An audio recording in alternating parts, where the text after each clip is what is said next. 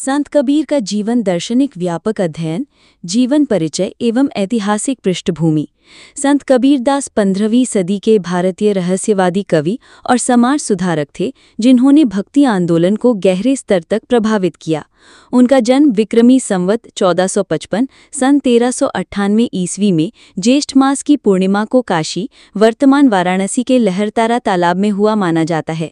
कबीर के जन्म को लेकर अनेक किंवदंतियां प्रचलित हैं। एक मान्यता के अनुसार उनका जन्म एक विधवा ब्राह्मणी के गर्भ से हुआ था, जिसने लोकलाज के भय से शिशु को लहरतारा तालाब में छोड़ दिया था।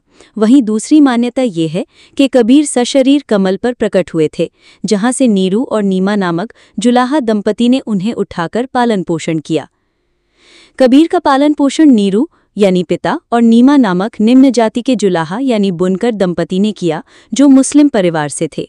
उन्होंने अपने पालक पिता का पारिवारिक व्यवसाय कपड़ा बुनने का काम अपनाया और आजीवन इसी से अपना निर्वाह किया।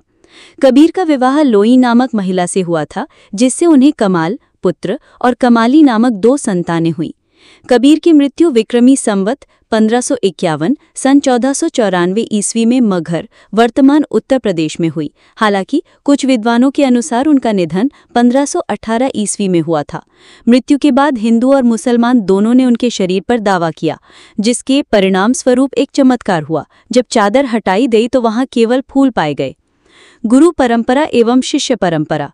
कबीर ने स्वामी रामानंद को अपना गुरु बनाया। हालांकि उनकी दीक्षा की कथा भी अद्भुत है।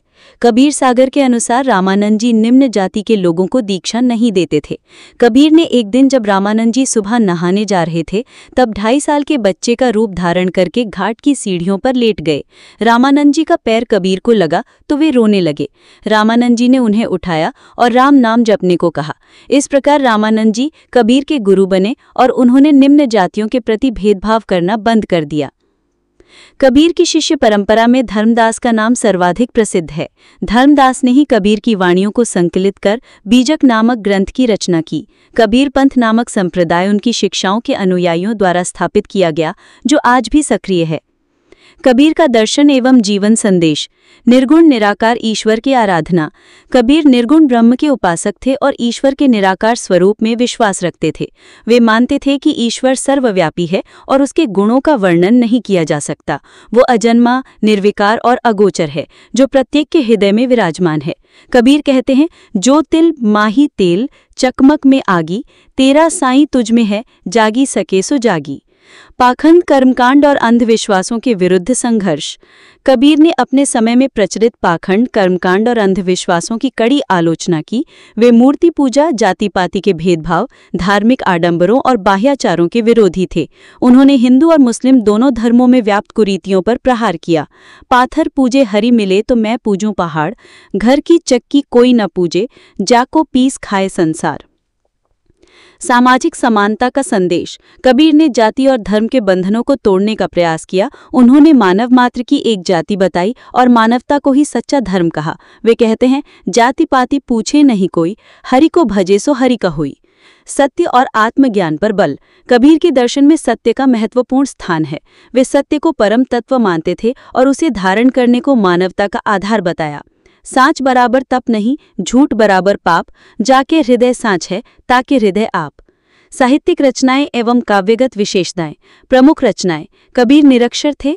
मसी कागज छुयो नहीं, कलम गहो नहीं हाथ। उनकी वाणी को उनके शिष्यों ने संकलित किया, जिनमें प्रमुख है बीजक, कबीर की वाणी का मुख्य संग्रह, जिसे उनके शिष्य धर्मदास ने संकलित किया। इसमें 3 प्रमुख भाग हैं। साखी यानी दोहों के रूप में उपदेश, शबद यानी गेय पद, रमैनी यानी दार्शनिक विचार।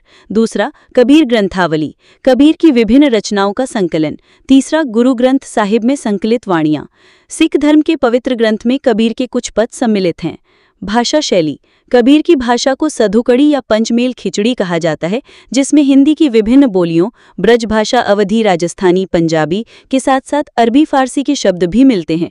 उनकी भाषा सरल, स्पष्ट और तीखे व्यंग से युक्त थी, जो आम जनता तक आसानी से पहुंच सके।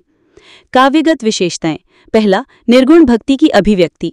कबीर निर्गुण भक्ति धारा के प्रमुख कवि हैं जो ईश्वर को सगुण रूप में न मानकर निराकार रूप में मानते हैं। दूसरा, उपदेशात्मक शैली। उनकी रचनाओं में सीधे सपाट ढंग से जीवन के सत्यों को प्रस्तुत किया गया है।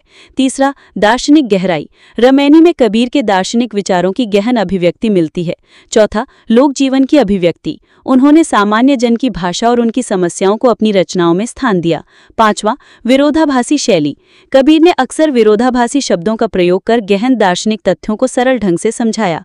ऐतिहासिक प्रभाव एवं विरासत। कबीर का प्रभाव केवल उनके समय तक सीमित नहीं रहा, उनके विचारों ने भारतीय समाज और साहित्य को गहरे तक प्रभावित किया। पहला, भक्ति आंदोलन। कबीर भक्ति आंदोलन के प्रमुख स्तंभ थे, जिसने जाति पाति के बंधनों को तोड़ने का प्रयास किया। दूसरा, सिख धर्म। गुरु नानक देव जी सहित सिख गुरुओं पर कबीर का गहरा प्रभाव था। गुरु ग्रंथ साहिब में उनकी वाणियां सम्मिलित हैं। तीसरा, कबीर पंथ। उनके अनुयायियों ने कबीर पंथ की स्थापना की, जो आज भी सक्रिय है। चौथा, सामाजिक सुधार। कबीर के विचारों ने भारतीय समाज में व्याप्त कुरीतियों के विरुद्ध जागरूकता फैलाई। पांचवा, साहित्यिक प्रभाव। हिंदी साहित्य के निर्गुण भक्ति धारा को कबीर ने नई दिशा दी। निष्कर्ष, संत कबीर मध्यकालीन भारत के एक ऐसे विलक्षण संत थे जिन्होंने अपनी सरल परंतु गहन वाणी से समाज के हर वर्ग को प्रभावित किया। निरक्षर होते हुए भी उन्होंने ज्ञान के जिस स्रोत को प्रवाहित किया वो आज भी प्रासंगिक है। धार्मिक पाखंड, सामाजिक कुरीतियों और अंधविश्वासों के विरुद्ध उनका संघर्ष, निर्गुण निराकार ईश्वर की उपासना का उनका दर्शन और मानव मात्र के प्रति प्रेम का उनका संदेश उन्हें युगों युगों तक स्मरणीय बनाए रखेगा। कबीर का जीवन दर्शन आज के समय में और भी अधिक प्रासंगिक हो गया है, जब समाज को सच्चे मानवीय मूल्यों की आवश्यकता है। वीडियो अच्छा लगा तो सब्सक्राइब कीजिए, शेयर कीजिए, ज़्यादा से ज़्यादा लोगों तक पहुंचा दीजिए।